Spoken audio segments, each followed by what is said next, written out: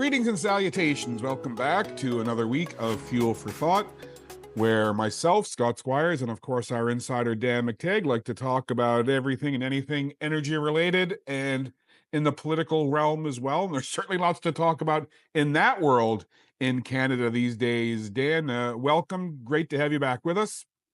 It's really good to be here, Scott. Thanks for having me. And yes, all energy is political. All politics is energy. And I know that you've been a busy man, lots of people wanting a piece of your time to talk about various things. So let's get right to it here on Fuel for Thought as we record this on a Friday this week.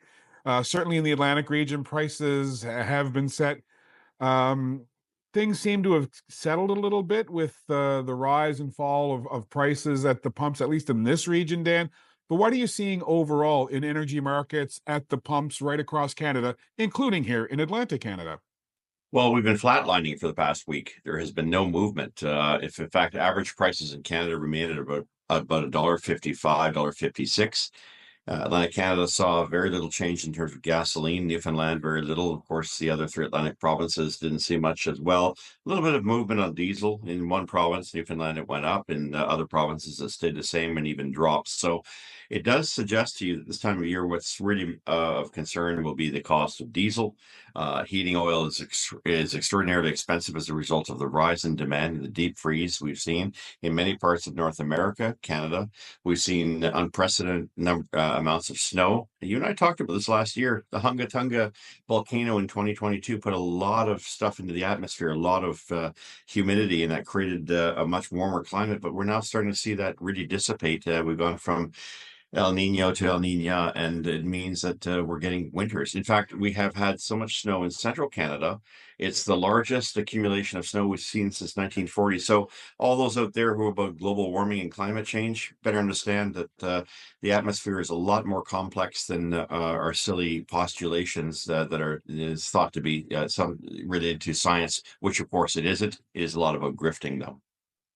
And then I always like to focus on all things Canadian here, but as you and I talk about each and every week and for a long time, a lot of what happens south of our border in the United States can have ripple effects here in Canada. We're about a month into the new presidency. We've seen some of the things that President Trump has been doing. What have you seen in terms of effects that some of his policies and executive orders and other conversations have had on the energy market, whether it's to do with oil markets, whether it's to do what you're seeing from OPEC plus? But again, about a month into his tenure, are you seeing any effects of his policies and things that he's doing on a global scale that are affecting us here in Canada? Globally, no, but in terms of Canada, I think the effect has been a very positive one and has turned Canadians around for the first time in a decade. They're now starting to not taking for granted, but taking very seriously energy. And I'm not just talking any energy, natural gas and oil. The things that were vilified that some of the woke agenda out there and national identity types and the extremists on climate were trying to even inculcate in our kids and brainwash them with this idea that all Canada resources is bad. That's no longer the case. In fact, most Canadians are saying, hey, we can do natural gas. We should do more LNG. What do you mean we block pipelines in this country? And even some of our charlatan politicians from my old party are now saying maybe it wasn't such a brilliant idea. We should go back to the center and start dealing with the things that help make Canada a much better, more prosperous nation. But look, we've been captured by a group of people who would easily go back to those things that have destroyed the country. Were it not for Donald Trump's threats on tariffs, we wouldn't be having a discussion about an east-west pipeline. We wouldn't be talking about breaking down interprovincial barriers. We wouldn't be talking about the prospect of maybe starting to build some LNG and get some of those natural gas and oil pipelines from coast to coast. And we wouldn't be revisiting, the 12 leaders who come from various nations around the world saying, Canada, can you give us more of your energy? You have a lot of it in reserve. Certainly you can give more. So, at the end of the day, Scott, I need to say this. I'm hearing from a lot of people say, oh, we should build more refineries. I'm saying, I'm mocking them, of course. Listen, no point building refineries when you have a surplus capacity of refineries in Canada. Second of all, how the hell are you going to get to the market if you still block pipelines? So for those lefties who still think that that's a residual argument, I've had a few people, even in the media, try to throw that at me. I've thrown it right back at them. And funny enough, Scott, it's absolute silence when I do that. And then we've had an awakening, and you just talked about some of the things that have kind of been brought to the fore here in Canada, but certainly internally, premiers and a lot of Canadians have been talking about the internal trade barriers Yes. and tariffs that provinces impose on one another. And just yesterday, the Nova Scotia Premier, Tim Houston, made a lot of headlines, in particular across social media channels. I'm actually on his X account right now, and I'll read you a little of what he says in this post. He says, it's long overdue for provinces to work together to remove trade barriers that drive up prices and make it more difficult to do business in our country. Today, I joined Doug Ford, of course, the Premier of Ontario, to commit to working together to tear down trade barriers and protect Canada's economy. I plan to introduce legislation next week to help make it happen. Now, that sounds all well and good, but Dan, what are the realities? We know some of the things that Quebec has said about pipelines not going through their province. We know that there's some protectionism in different provinces for different reasons. A lot of things at play. But on the surface, what do you make of this approach from Premier Houston, and what could it lead to in your mind? Well, I think Premier Houston is showing why he won such a massive majority by cluing into where people are really at, and that the chattering classes and the trendies and those out there who think they're opinion leaders with 10, 5% support are completely upended by what has happened here. Again, it's tragic that it took Donald Trump to make us recognize that we are a nation of plenty, that, of course, our prosperity and our living standard depends on our ability to use those resources and to trade with each other.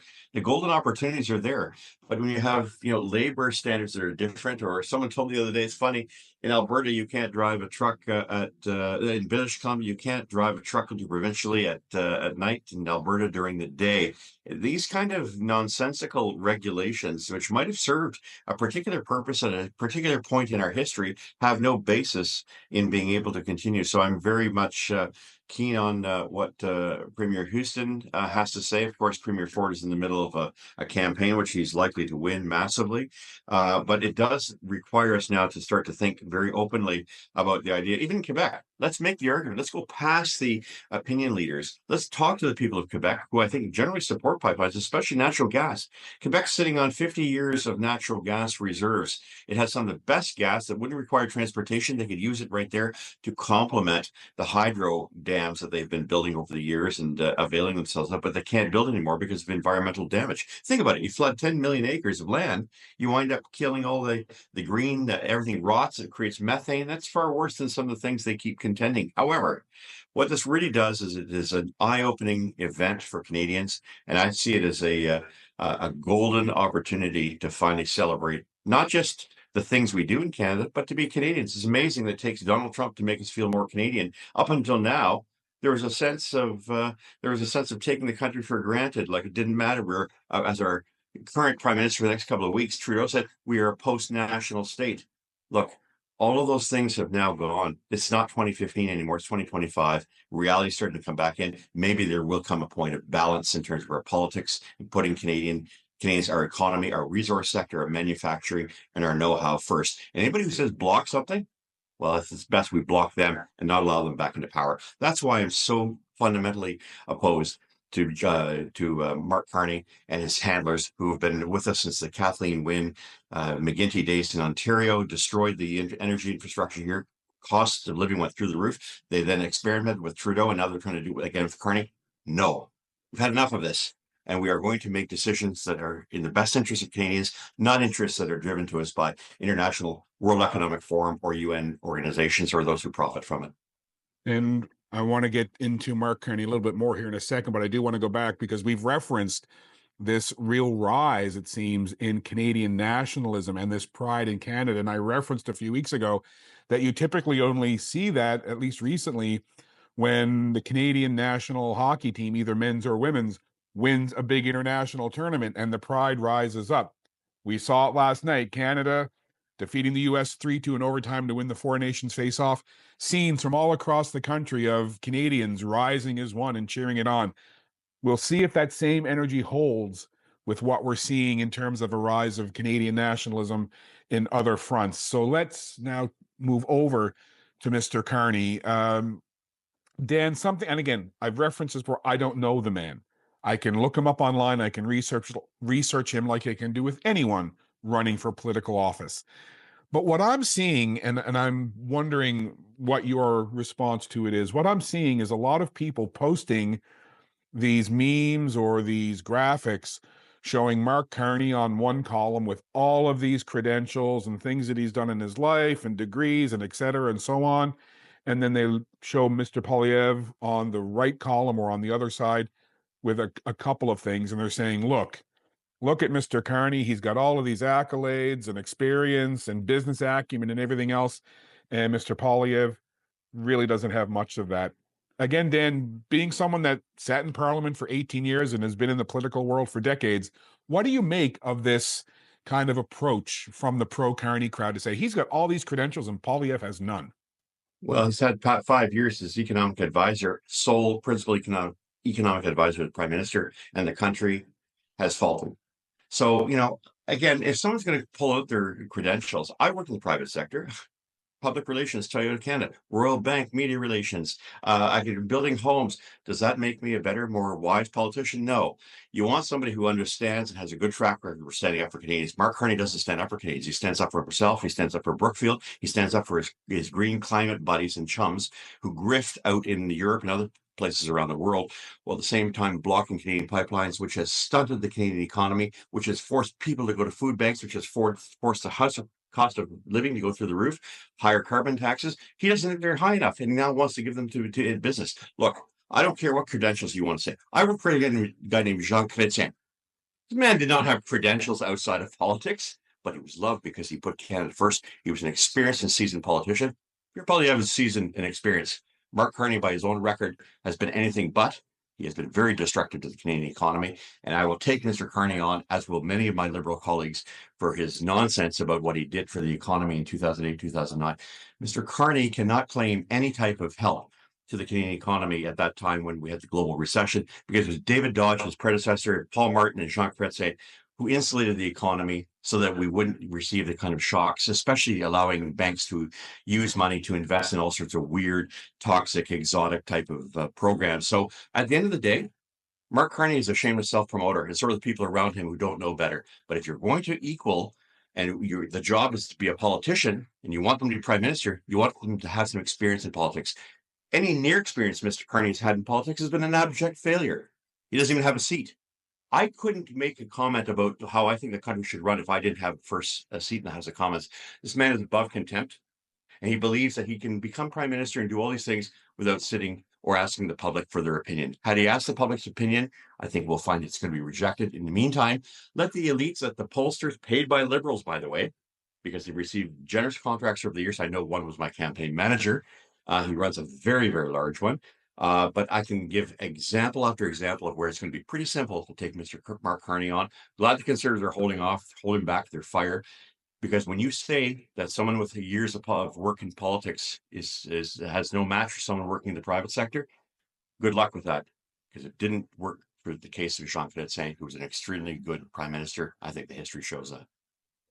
We'll get you out of here in a sec, Dan. I know you got a busy schedule today. Again, lots of people wanting to chat with you. That's why we Yes. appreciate your time with us here.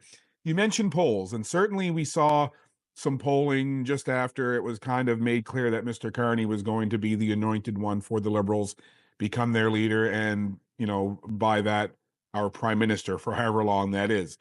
The last couple of days, some polling has come out where I've seen some comments saying the bubble has burst. The bump that the Liberals and Mr. Carney got when he was first announced as coming out running for the leadership, et cetera, has kind of fallen now. And polling numbers are going back to where they were a month, 2 months ago, with a pretty significant lead for Mr. Polyev and the Conservatives nationally. Dan, from all the people that you speak with, what are you seeing? What are you hearing in terms of the mood of the country and the momentum that Mr. Polyev had, seemingly lost a little bit, but what are you seeing and hearing now as we approach the end of February? More and more Canadians are seeing Liberal policies changing under their reputed next leader. That'll be Mark Carney. It's a bit of deathbed repentance. They've really pooched the economy. And it's pretty clear that after 10 years, it's time for a change. And I think there's no Canadian who's going to believe that having another name other than Trudeau, the guy behind Trudeau, now taking over is somehow going to be any different. And here's the interesting part. Mr. Carney hasn't faced any real scrutiny. There haven't been tough questions by any of the other candidates, those who remain that haven't been disqualified, from being able to hold him to account. And so for that reason, I think it's pretty clear that Mr. Carney is going to face one heck of an assault the moment he's declared prime minister. So his choices are very simple. Does he pull the plug, call an election? Or does he actually try to wing this thing out with Jagmeet Singh, who seems to vacillate with the changing winds in this country? Whatever the case may be, it's the end is near for the Liberal Party. I've been saying that for a long time. I've known that because I've been a part of the Liberal Party since 1974, active heavily since 78. And right up until 2013, 2014, until Justin Trudeau came in at the front in every capacity you can imagine. So I say this with absolute candor. The Liberal Party is toast, and anybody who believes that they can somehow, put lipstick on a pig or make a silk purse out of a sow's ear by having Mark Carney there, you're delusional. Please find yourself a real job and stop the grift. Let the country heal. Let it get on to a different course. And with a new government that I think has a mandate, a resounding mandate, which the Senate and municipal officials in this country who've received billions of dollars from the federal green funds better not try to block, because if they do that, they will continue to stymie the will of the Canadian people. We will need a referendum on this to upend their willingness to block legislation that's badly needed to change course in this country. Something I want to talk about next week when we have a little more time is where Canada stands with net zero policies, when the world seems to be moving away from them a little bit, but Canada in some areas seems to be doubling down. But we'll talk about that next week. Quickly, Dan, a lot can happen between now and an election. But again, given your experience and what you're seeing and hearing, where do you think the Conservatives will land in terms of seat count when it's all said and done? 200 seats. The Liberals will be lucky to get 50. The NDP will be somewhere in between 15 and 25. The Bloc potentially having about 40 to 45 seats. There'll be a duel to see who winds up as official opposition between the Liberals and the Bloc, with the Liberals possibly ahead now simply because they don't have the name Justin Trudeau there. But no way are they getting 130 seats. And don't take my word for it. Look how many Liberal candidates who won by fairly hefty pluralities in the last election have decided it's time to go. Some of them even before they get their pension. Lots to talk about as always, Dan, and we love having you here chatting with us on Fuel for Thought each week. But when you're not hanging out with me and chatting up things here, where can folks find you, connect with you, and see what you're up to? At the Canadian Tire here in Milton or in Burlington. No, just kidding. Affordableenergy.ca. Best place to find me. Gas Price Wizard on Twitter. But I'm doing a lot of work right now in preparation for some of the policies that the next government is going to have, and preparing if the policies do deal. We'll talk about this next week. If they're not dealing with net zero and deconstructing that, then my work is cut out for me, at least for the foreseeable future. Well, one thing you've said consistently, Dan, is whatever government is in power, and if it happens to be a Pierre Poilievre Conservative government, you will hold their feet to the fire as well. So again, always lots to talk about. We appreciate your time, Dan. Have a fantastic weekend ahead. I hope you're making out okay with all the snow up there in Ontario. It's an ice factor down here in Nova Scotia. Things are hopefully starting to thaw out in the next few days, but be well, and we'll do it again next week. Climate is back. Thanks again, Scott. See you next week. Always a pleasure. Thank you, Dan.